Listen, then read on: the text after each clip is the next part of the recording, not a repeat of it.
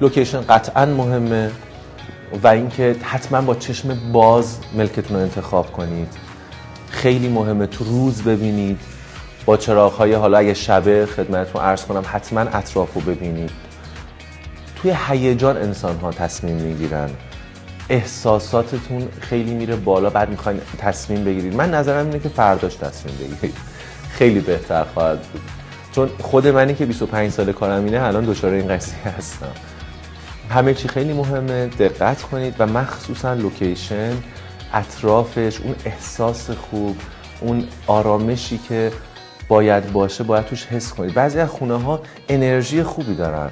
من خونه خیلی لوکس رفتم توش رو دیدم که اون احساس خوبه رو ازش پیدا نکردم، ولی خونه‌ای هم بودم 7-8-10 ساله بوده، خیلی هم حالا پایین‌تر، ولی وقتی میرفتم توش یه روحی توش بود. به احساستون اعتماد کنید.